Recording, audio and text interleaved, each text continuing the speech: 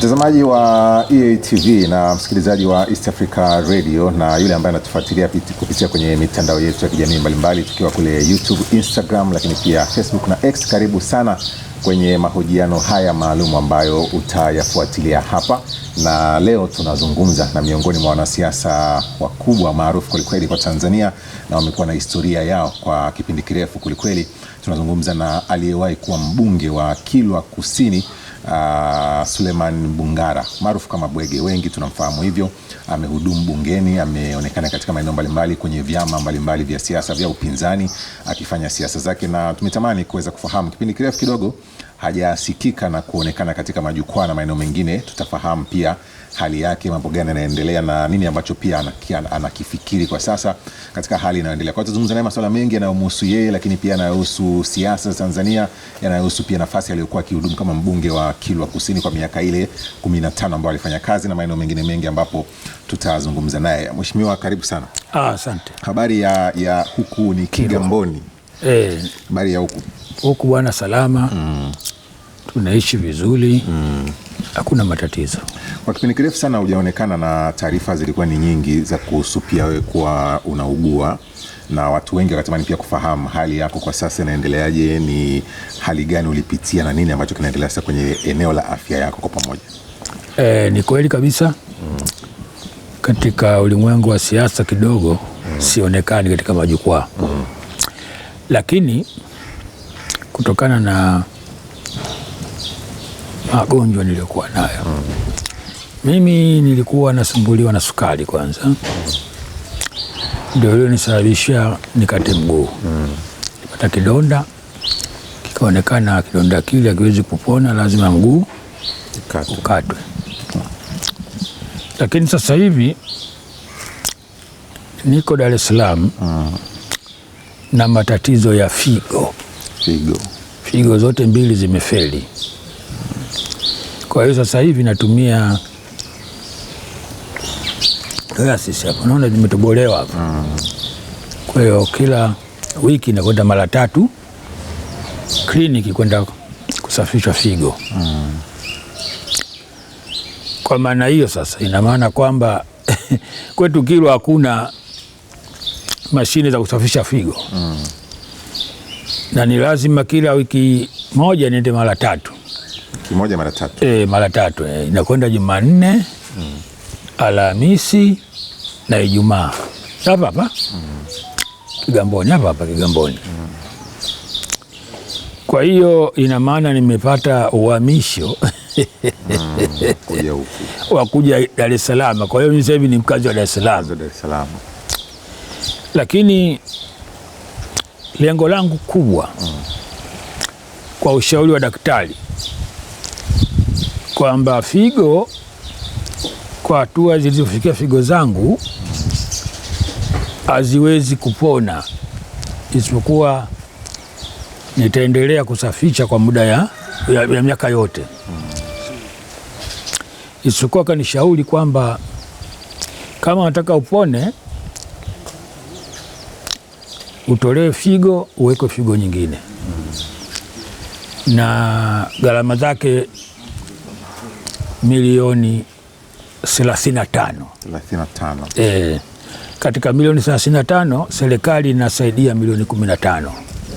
Kila anayekiwa figo nyingine serikali inasaidia milioni 15.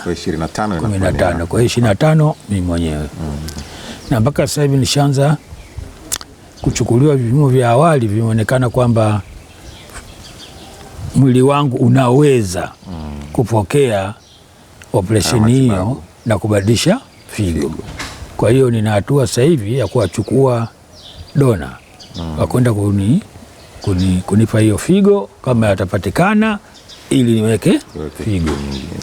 Katika wiki hii nitawapeleka vijana wangu kama 6, watoto wangu mwenyewe, kwenda kuangaliwa sasa kwamba nani ambaye atakuwa na uwezo wa kutoa figo yake na kuniweka mimi. Watoto wangu wamekubali, tutakwenda wote, atapimwa, atakayeonekana kwamba huyu ana uwezo wa kusaidia atanisaidia.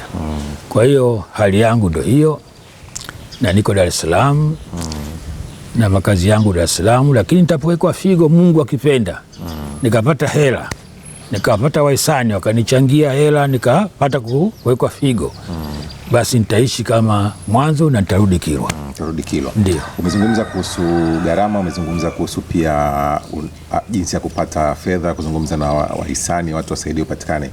Umekuwa mbunge kwa kipindi kirefu, na nje pia ubunge umekuwa mhudumu wa vyama vya siasa. Mwisho ulikuwa ni ACT Wazalendo. Ushirikiano wa wenzako vyama vya upinzani vilivyowahi kufanya kazi, viongozi wa serikali, upoje mpaka sasa kuhakikisha kwamba unarejea na kuwa kwenye hali ya kawaida? Nitawasiliana nao baada ya kuona kwamba zoezi limekamilika, kwamba nimepata mimi mwenyewe uwezo wa kulipokea figo niwe nao. Wakati huo tayari chajipima na imeonekana kwamba na uwezo huo. Nikimpata dona kunisaidia hiyo figo na tukampata, nitakuja hiyo hatua ya mwisho. Lakini nategemea watu wale ambao kwa karibu na mimi watanisaidia. Nategemea hivi. Nategemea. Vipi ushirikiano kichana na kusaidia, kwa sababu umeshasema utawasiliana nao baada ya saa kupata hiyo ushirikiano, tangu umeanza kujua kutoka kwenye chama chako, kutoka kwa wabunge wenzako pia ulikuwa ukifanya nao kazi? Chama changu tunawasiliana vizuri. Hata leo kuna viongozi watakuja hapa nyumbani kwangu kuja kuniangalia.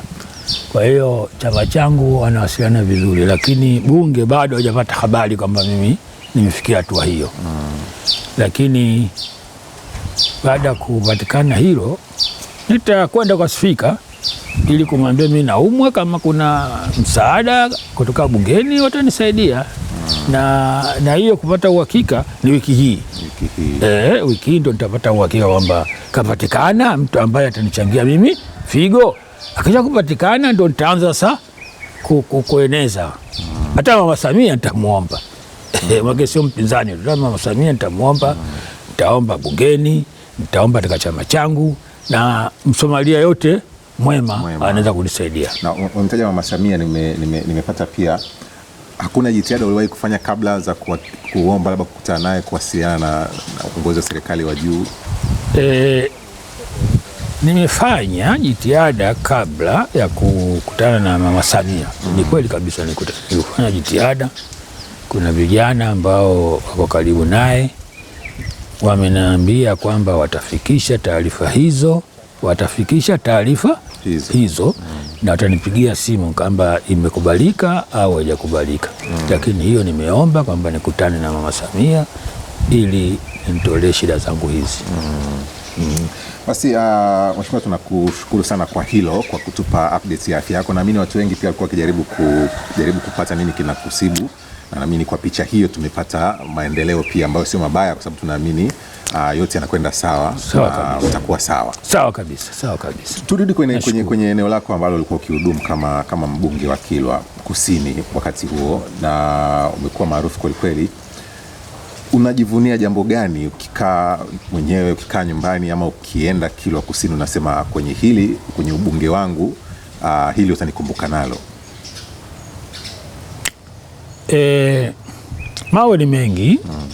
Mambo ni mengi sana, lakini jambo muhimu ambalo ilikuwa watu wa kwangu Kivinje na Kilwa kwa ujumla ni matatizo ya maji. Na kama mna kumbukumbu, niliwahi kusema bungeni kuhusu hospitali ya wilaya ya Kilwa haina maji, wakaongea uongo na nini. Lakini Mungu si Asumani, nikapambana sana, na namshukuru sana Waziri Mkuu Kassim Majaliwa.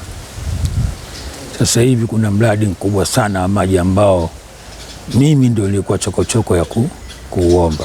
Mradi mkubwa sana ambao unafadhiliwa na India. Mradi huo ukiisha, ndio jambo ambalo naona kwamba litakuwa na kumbukumbu kubwa sana wilaya ya Kilwa kuhusu ubunge wangu. Likiisha na ikitokea kama vile ambavyo umepangwa, hilo nitashukuru sana kwa sababu hospitali ya wilaya haina maji ya kutosha, na wakazi wa Kilwa Kivinje na Kilwa Masoko si chini ya wakazi milioni 20 na hawana maji ya kutosha.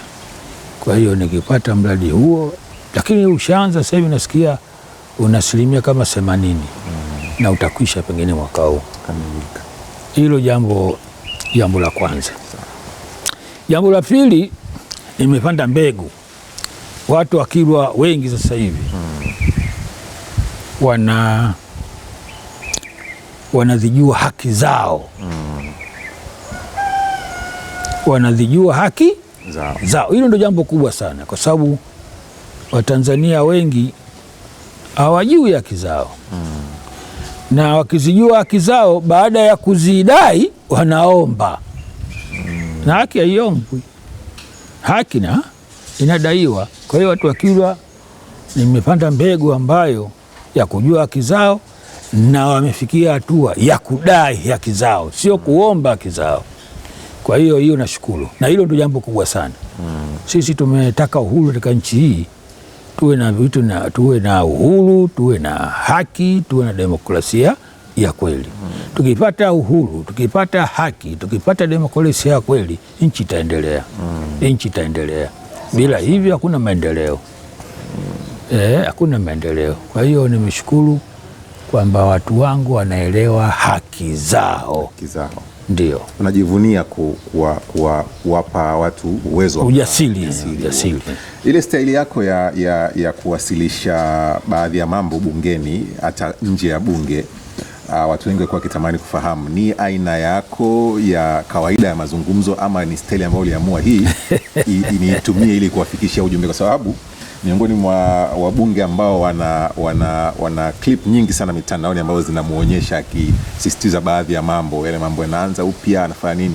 Ilikuwa ni staili ambayo uliamua kwamba ngoja nikae hivi ili nieleweke, ama ni maisha yako ya kawaida? Ni maisha yangu ya kawaida. Maisha ya kawaida. Ni maisha yangu ya kawaida, kwamba ninaposema jambo napenda sana kusisitiza ile jambo langu lile, na alitoki kwa unafiki, linatoka kwenye nafsi.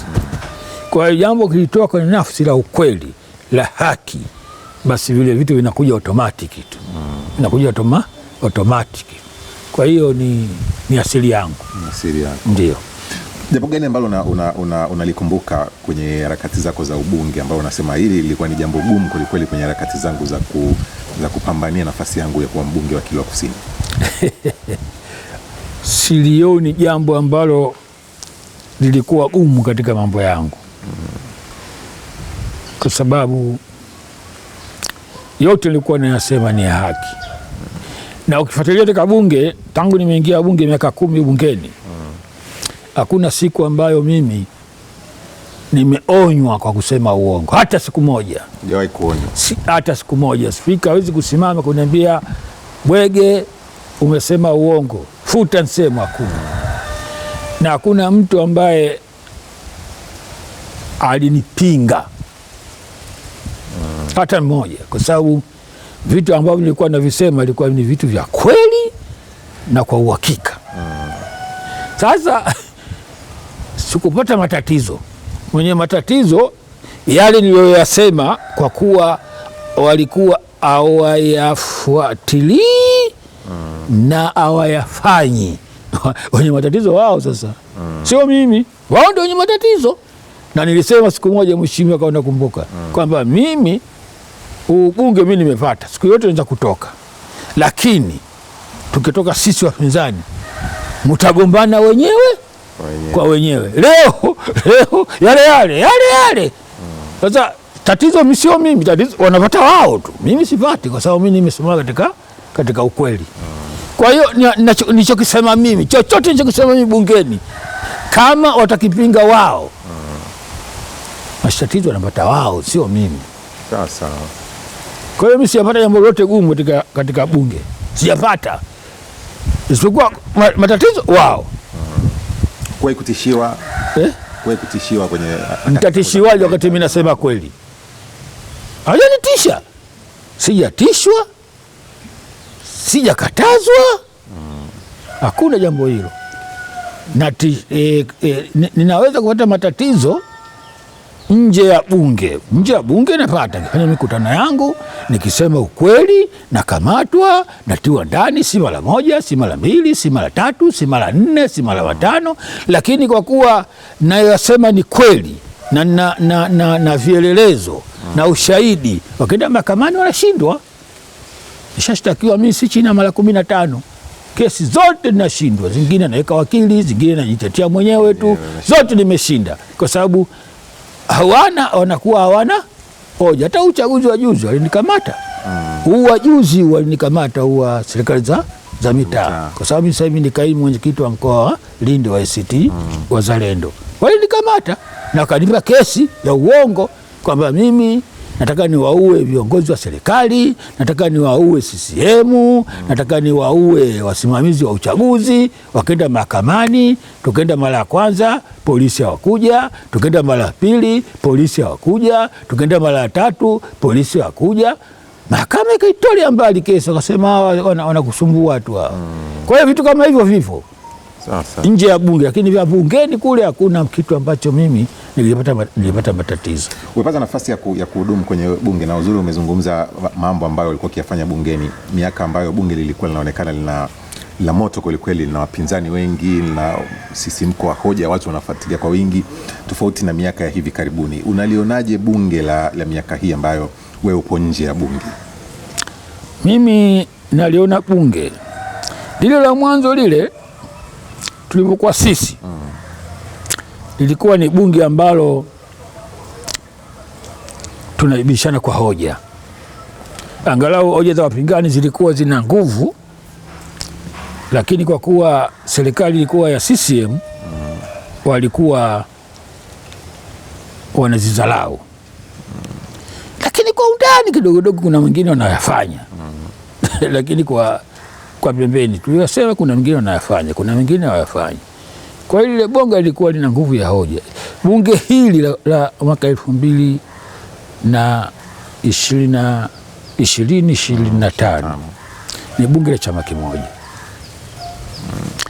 Na kama ni bunge la chama kimoja, halitokuwa na hoja mzito. Na kwa kuwa Tanzania walizoea bunge la vyama vingi, wanaona hili bunge halina mvuto, halina hoja. Na ni kweli halina hoja, ni kweli kabisa halina hoja. Kwa hiyo ukiangalia bunge la Tanzania, ile kazi iliyopewa kwa mujibu wa katiba, kuishauri serikali, kuisimamia serikali, sijui kutunga sheria, sijui naelewa, sijui kupitisha bajeti ya nchi, kujua kwamba tunatumia hiki, tunakusanya hiki, tunatumia hiki, na kupitisha na kuipa serikali ifanye hiyo kazi. Kwa kweli haifanyi kazi ambayo imewekwa kwa mujibu wa katiba. Nini kinakosekana ukitazama, ukisikiliza wanachozungumza wabunge? Unadhani nini ambacho kinakosekana katika? Kinakosekana mambo mawili. Katika bunge la Tanzania kuna CCM wako peke yao. Na sisi katika bunge yetu kuna kitu kinaitwa caucus. Caucus ni kikao cha wabunge cha chama husika, wanazungumzia kabla ya bunge nini tupeleke hoja, na jambo gani ambalo tuliunge mkono na jambo gani ambalo tusiliunge mkono. Sasa kwa kuwa ni chama kimoja, hawapendi kuikosoa serikali, wakati bunge kazi yake kuisimamia serikali. Sasa wao kama serikali inafanya matatizo katika kokasi yao, wanaambiana kwamba tusiende kuikosoa serikali. Tukiikosoa serikali tunajiangusha sisi wenyewe. Kwa hiyo kenda bungeni ule tayari bunge washasema katika kokasi kule kwamba ni kitu gani tukasimamie na kitu gani tusisimamie. Siumeelewa, sijui.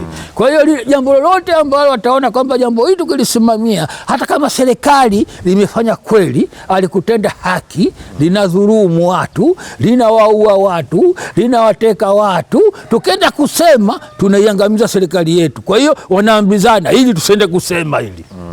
Sasa walikuwa wapinzani, hapana, wangalikuwa wanasema yale yote ambayo wao wataka kuyaficha, wao wangaliyasema. Hata kama watekeleza, wengine wangaliyasema. Kama wangaliyasema, wananchi wenyewe wangalikuwa wanapima sasa nani wa kweli na nani si waongo. Kitendo cha kupima, CCM hawataki watu wapime. Wakipima kwamba ukweli nani, uongo nani, wakiona ukweli wa upinzani, watu wataviunga mkono vyama vya upinzani. Wakiunga vyama vya upinzani, upinzani unafanyaje? Unakuwa. Sijui umenielewa? Sijui umenielewa? Umenielewa vizuri? Kwa hiyo bunge hili haliwezi kuwa bunge la wananchi kwa sababu ni la chama kimoja. Chama hiko ndo chama tawala, chama hiko ndo chama cha siasa. Wabunge wanachomoza ndani ya Chama cha Mapinduzi wanaonekana. Kuna mchezo unaitwa ulaghai, wanaambiana katika kikao cha caucus, we iseme serikali, lakini mwisho wake uunge mkono. Na wanasema vile kuisema serikali kwa maana jimboni kwao waonekane wa maana, wachaguliwe, lakini sio kwa nia nzuri. Sijui unanielewa? Kwa hiyo wanacheza mchezo wa kuigiza, hawatoi yale maneno wanayosema yanayolaumu yale ndani ya moyo wao. Wako chache tu kama Mpina yule anasema kwa moyo kabisa, ndani anasema kwa moyo kabisa, na sababu yake unajua, yule alikuwa waziri kaachwa, ana ugomvi na serikali. Kwa hiyo yeye na Mpina na serikali hawaelewani kwa sababu ya kuachwa tu unajua waziri. Kwa hiyo yule anatoka ya moyoni kabisa kwa sababu ya chuki yake, lakini ni kweli anayoyasema. Sijui unielewa? Sijui unielewa vizuri sana. Kwa hiyo hiyo ndo sababu. Hata kimwona mbunge wa CCM wanasema vipi, lakini siku ya kupiga kura atasema ndio ipite. Sasa wewe umelaumu serikali kwamba imefanya kaza. Sio sawa sawa. Tumesha kuelewa. Haya, piga kura ipite. Umekataa kokasi wamejadili. Yes. Mwaka 2021 na 21 wakati Mheshimiwa Rais anahitimisha siku 100 za tangu aanze kazi, ulienda bungeni. Kuna kikao cha bunge ulihudhuria kama mgeni pale nje, tukakuuliza tathmini yako. Ukasema walau sasa hivi kidogo demokrasia inaonekana mambo yanaanza kuwa mazuri. Ukasema lakini kidogo kuna mambo ambayo yanatakiwa kurekebishwa. Sasa hivi ukitazama uhuru, demokrasia, mikutano ya hadhara, vyama vya upinzani vinafanya, tathmini yako ni ipi kwa miaka hii ya hivi karibuni? Mheshimiwa mwandishi, kwa wakati ule nilisema ni kweli kulikuwa kuna dalili njema ya kwamba tunakoelekea, kama haya yanayosemwa na serikali na vyama vya siasa, mwelekeo mzuri. Lakini nikakwambia hilo kama nilivyosema kwamba kuna kidosari kivo. Lakini kwa sasa kile kidosari kidogo kile ambacho niliwaambia kwamba kifo, sasa hivi kimekuwa kikubwa sana. Wenyewe wanasema, wazee wa zamani walikuwa wanasema mzala umwiba mguu wota tende. Usipojenga ufa utajenga ukuta. Sasa hivi siasa ishaharibika kabisa, nchi imevimba, na kama watawala wakazidi kutowasikia wananchi, kutothamini michango ya wananchi, nchi kuna siku itapasuka. Kama serikali haikusikia matakwa ya wananchi, kama serikali haitasimamia haki, nchi itapasuka siku yoyote ile, kwa sababu kuna ukandamizaji mkubwa kwa wananchi, kwa vyama vya siasa, mpaka dini sasa hivi imeshaingia, mpaka makanisa sasa hivi ishaingia katika mgogoro huo, kwa sababu wamezalau. Kwa hiyo tatizo lishaanza kubwa sana. Lakini baadhi ya mambo ambayo alikuwa akilalamikiwa Mheshimiwa Sulemani alikuwa ikiwemo pia vyama vya siasa kupewa nafasi ya kufanya siasa. Miaka 20 kurudi nyuma, hiyo nafasi haikupatikana. Sasa hivi tunazungumza, vyama vya upinzani viko majukwaani, uhuru umerudi, wanaamini hivyo, na ndio maana wakitoka hadharani wanasema mlikuwa mruhusi kufanya siasa, mmerudi. Hivyo nituko kurudisha shati lako ndio usifiwe? Shati lako mwenyewe ukanyang'anywa, alafu wale kunyang'anywa ile kakaa kakurudishia. Ndio uone kiliko cha maana sana kufanya mikutano, haki yetu ya kikatiba. Kufanya maandamano, haki yetu kikatiba. Na yote alifanya ya kusema kwa kuzuia maandamano ni kwenda kinyume na katiba. Na wakati marais wote na sisi viongozi wote tulikuwa tunaafa tutailinda katiba ya Jamhuri ya Muungano wa Tanzania, tutaitetea katiba, tutailinda katiba, tutakwenda sawa sawa na katiba, tutaiheshimu katiba.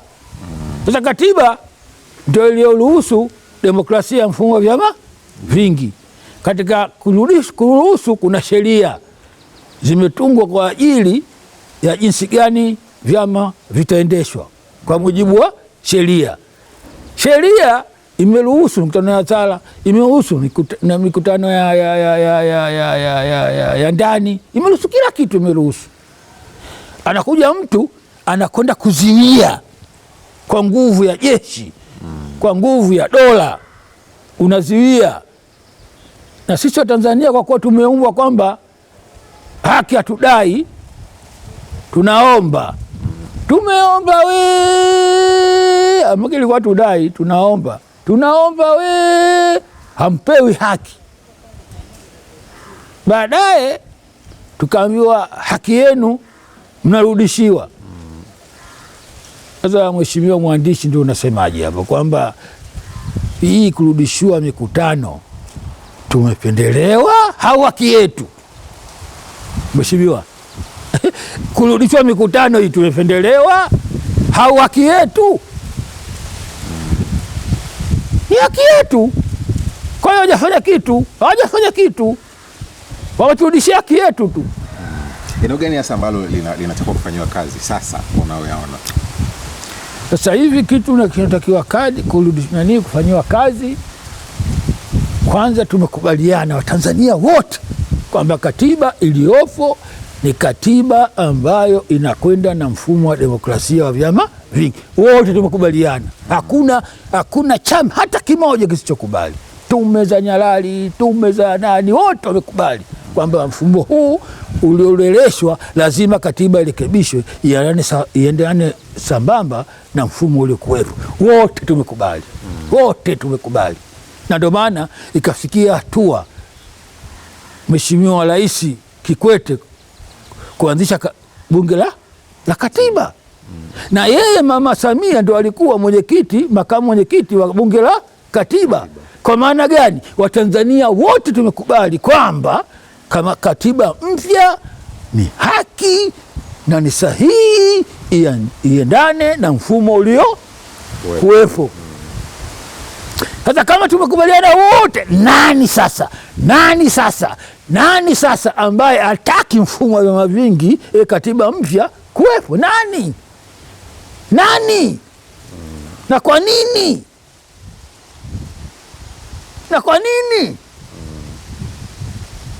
Tumekubali Tanzania wote katika maridhiano. Kenda Mama Samia wamekubaliana kwamba kweli katiba irekebishwe na tume huru ya uchaguzi ianzishwe. Ambapo tume huru ya uchaguzi ipo. Haipo. Kwa masharti tuliyokubaliana kule haipo katika maridhiano yetu, haipo tume. Tume inatakiwa mkurugenzi wa tume au viongozi wa tume waombe majina yapelekwe kwa rais katika 3 au 4, yeye ndo achague. Lakini sasa hivi ndo yale tu, bado haijawa tume huru, hatukukubaliana hivyo. Sasa kama tulikubaliana Dodoma katika maridhiano kwamba katiba na tume lazima irekebishwe kabla ya uchaguzi, leo serikali ya CCM haitaki, ni tatizo. Kwa hiyo jambo la kwanza kabisa, katiba na tume, katiba irekebishwe ili tume ya uchaguzi iwe huru na haki kweli, iwe huru na haki kweli. Kwa hiyo kitu cha kwanza kabisa ni katiba. Ni katiba. Ukiwasikiliza viongozi wa CCM na baadhi ya wanaosapoti tofauti na wanachokiwazania, wanaamini kwamba changamoto kubwa ya Watanzania sasa sio katiba. Wanaamini katiba ni changamoto kubwa kwa wanasiasa, lakini Wanatanzania, wananchi wa kawaida wenyewe hawafikirii kuhusu katiba. Kwani wanasiasa ndo nani? Vyama vya siasa. Kama si ndo na yeye Samia, ndio tatizo. Kwa sababu Chama cha Mapinduzi ni chama cha siasa. Unaposema kwamba tatizo ni wanasiasa, Chama cha Mapinduzi ndio chama cha siasa. Ndio maana nimekwambia vyama vyote tumekubaliana kwamba katiba ni muhimu. Tutengeze katiba, tutengeze katiba, tutengeze katiba. Ni pamoja na CCM wanasema kweli chama cha siasa na niyo katiba ni muhimu mpaka CCM. Na ndio maana Kikwete alikuwa mwenyekiti wa CCM na alikuwa rais wa Jamhuri ya Tanzania, akasema tuanzishe katiba. Sasa unaposema kwamba wananchi wao hawaangalii sana katiba, wanaangalia sana mambo ya huduma za jamii na mambo mengine kama unavyosema. Ukisoma kwenye ilani ya Chama cha Mapinduzi ambao wamezindua juzi, wametaja wazi kwamba ni miongoni mwa watakaoyafanya kuendeleza kurejesha mchakato wa katiba. Unashauri uanzie wapi? Upo ubishani kwamba uanzie kwenye yale maoni ya Warioba, uanze upya, au wewe unashauri mchakato uanzie wapi kupata katiba mpya? Mimi napenda sana nchi iendeshwe kwa vikao. Waende wakakae vyama vyote na wadau wengine, waangalie, waongee, wakubaliane kwamba tunaanza wapi. Mimi siwezi kutoa wazo langu, sielewa, sijui. Wakubaliane tuanze wapi, na wakikubaliana tuanze wapi, waanze. Lakini hiyo ya kusema kwamba CCM katiba, sisi tumeingia katika tumeanzisha vyama vya upinzani ni miaka 33. 33 na tume ya Warioba tume ya Kisanga ilisema kwamba kuingia katika upinzani, katika kura za maoni, kuingia katika upinzani lazima katiba ianze miaka 33. Kila siku serikali ya CCM inasema tutafanya. Na ndani ya hiyo ilani yao hiyo pamoja wanaandika kuandika kitu kingine na kutekeleza kitu kingine. Ni vitu viwili tofauti. Wanaweza kuandika wasifanye. Na CCM wana kawaida ya kuwadaa watu. Wanawadaa watu. Kila siku utanyonya kama kuku vile. Utanyonya kesho. Waongo hatari CCM. Wakikwambia ningoje Mwanza wewe kakae Mtwara. Waongo. Wakati unazungumza kuhusu katiba, umetaja pia eneo la uchaguzi. Tunaelekea kwenye uchaguzi mkuu mwaka huu 2025 mwishoni hapa. Upinzani unauona nguvu yake kuelekea uchaguzi huu kwa kutazama majukwaa ya siasa kwa sasa? Kwanza, uchaguzi huu unaokuja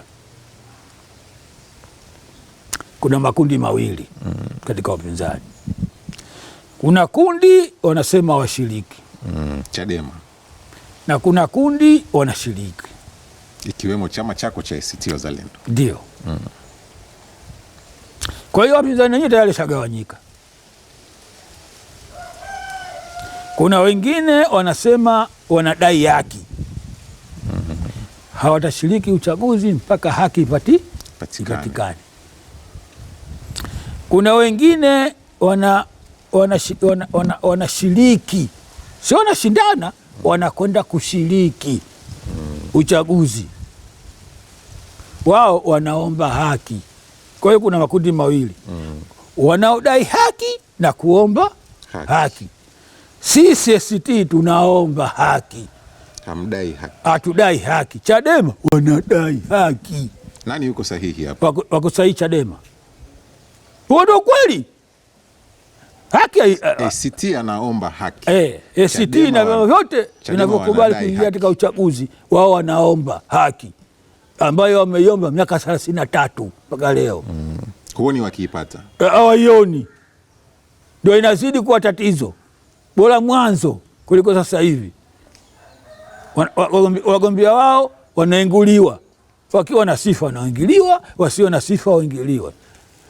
Ukienda katika uchaguzi, kura za bandia zinaonekana waziwazi. Mtu aliyeshinda atangazwa, anatangazwa asioshindwa. Hali ngumu zaidi, kwamba tunaomba miaka 33, sio kupungua. Matatizo yanazidi. Chadema ako sahihi. Chadema ako sahihi. Chadema ako sahihi. Mimi na asasi mmoja tu wa Chadema wataweza kupambana miaka 5 bila kuwa na ruzuku. Wakiweza hivyo tu, Chadema kitakuwa chama kikubwa sana 2030 kuliko vyote hivi. Sisi wanafiki. Wakiweza tu miaka 5 wakapambana bila kuwepo na mbunge bungeni, bila kushiriki katika uchaguzi kama katiba na tume haitakuwa huru, wakaweza kukubali 2030 chama ambacho kitaungwa mkono na watu wenye akili timamu ni Chadema. Sisi tunashiriki tu uchaguzi mpaka sasa hivi, tunaweza hatujijui.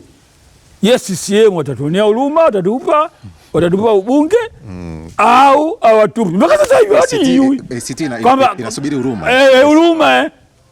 Huruma tu. Wakiamua CCM kukaza msuri kama alivyokaza mwaka 2024 na 2020 na 2019, hawana mbunge hata mmoja.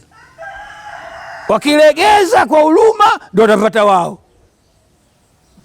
Wabunge wetu sisi tutawapata, sio kwa sababu ya ushindi, kwa sababu ya huruma tu wa CCM. Atakayeshinda atatangazwa na kuna wengine watashinda, watanyang'anywa. Ukisikiliza viongozi wako wanasema huwezi kushinda mchezo ambao haupo uwanjani. Naenda uwanjani upambane. Tumeingia michezo 3. Tumeingia 19 hatukuwepo uwanjani. Tumeingia 2020 hatukuwepo uwanjani. Tumeingia 2024 safari hatukuwepo uwanjani. Hayo maneno tu ya siasa ambayo wanaambia watu wasiokuwa na akili. Hatukuingia uwanjani. Anasema muuni achiwi nini? Achiwi nini? Si wenyewe wanasema achiwi shamba. Nguruwe achiwi shamba. Sisi tumeshiriki. Mpaka 2024 tumeshiriki. Shamba tukuachia. Tumevuna. Tumevuna. Hayo ni maneno tu ya kanga hayo. Maneno ya jikoni hayo. Huwezi kwenda kwa barazani kwa wanaume wazako kwambia kwamba tunashiriki sisi kwa sababu sio CCM wao. CCM wanaweza akasema safari hawa tuwapa 20. Watakupeni 20. Na wakasema sasa safari hawa tusiwapata kimoja. Hata kama wakishinda. Kwenye vikao vyenu vya ACT manake mnajadili pia kusubiri huruma ya Chama cha Mapinduzi. Mnaisubiri hiyo huruma. Unajua katika dunia hii kuna vitu viwili. Kuna sheria na hekima. Sheria na hekima. Sasa sisi ACT tunakwenda sana katika hekima, sio sheria. Hekima. Huyu ni kinyenga, huyu anaweza kukubali huyu. Lakini unanyenga. Na kukubali anako yeye. Lakini watu wa sheria wananyoka tu. Kwamba hili hatulitaki kwa sababu sio haki, si hatulitaki. Kwa hiyo basi, kwa hivi tunavyokwenda kwa miaka 33 ya serikali ya CCM, tumewanyenga sana, tumetumia hekima sana. Chadema wenzetu wamebadilisha upepo. Sasa hivi Chadema wamefikia hatua ya kwamba hawataki hawataki kuomba haki, wanadai haki. Na kwa kuwa wamebadilisha upepo, lazima Watanzania wengi watakuwa hawaelewi Chadema leo, lakini wataelewa baadaye. Upepo umebadilika. Chadema ameghairi kupambana na dhuluma kwa kutumia kuomba. Wanataka kutumia haki, wanataka kutumia kudai haki yao. Hali imebadilika. Ikibadilika hali, ina maana sasa Watanzania wengi ambao wamezoea kuomba haki zao wanaona Chadema sasa wanakwenda kinyume na utaratibu. Hapana, tangu dunia kuanza, tangu Yesu, tangu Ibrahimu, tangu Adamu mpaka Muhammad, mitume yote ilikuwa inadai haki.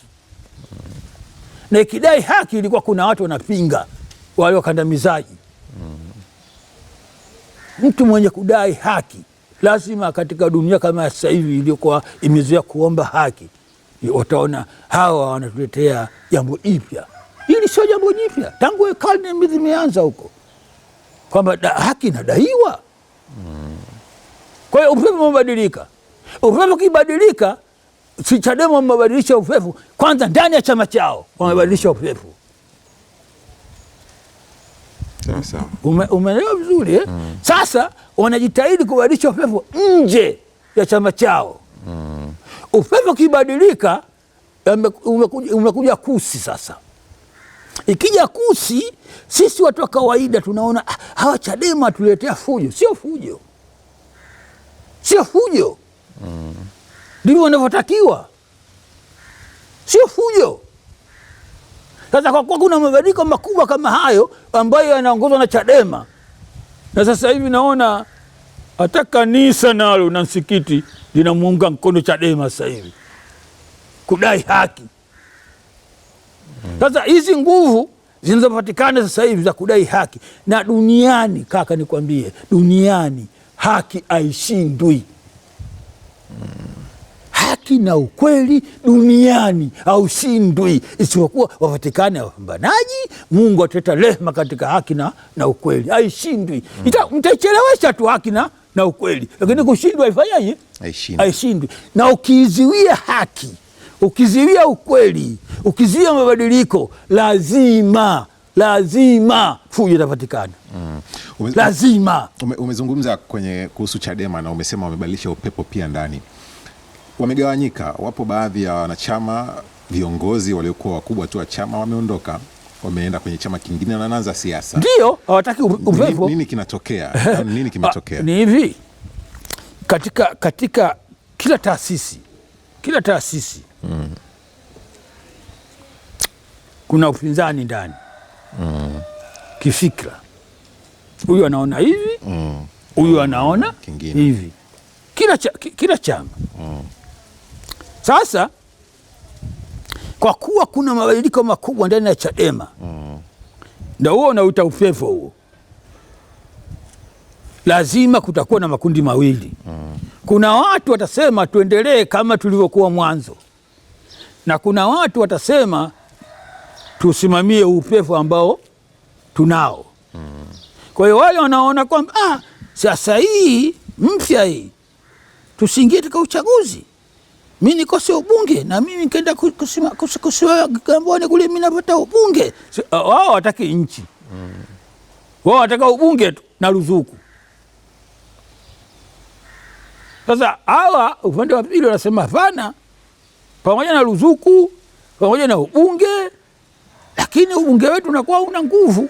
Tunaingia bungeni watu 30 katika bunge.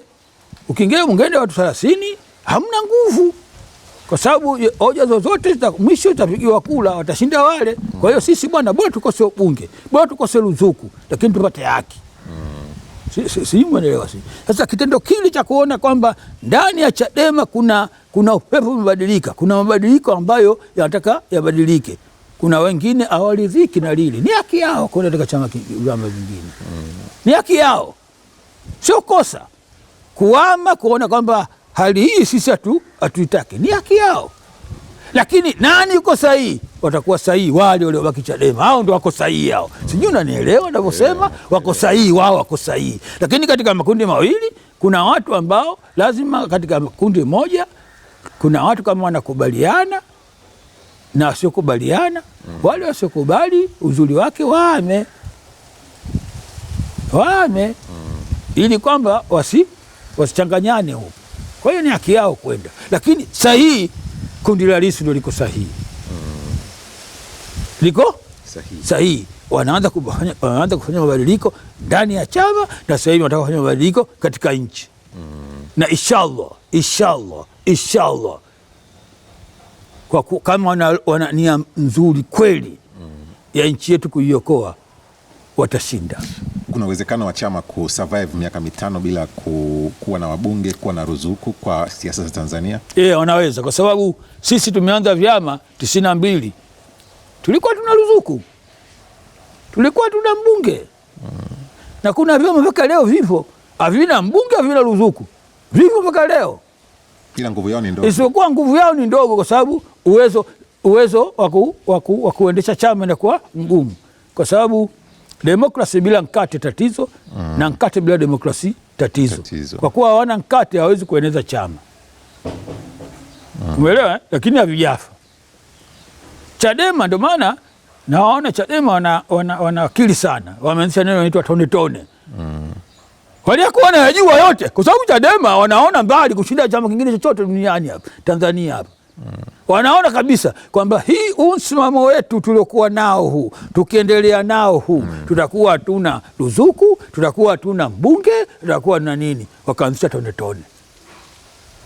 Wale wote ambao wanakubali chama chetu, wanakubali mitazamo yetu, tuchangishane.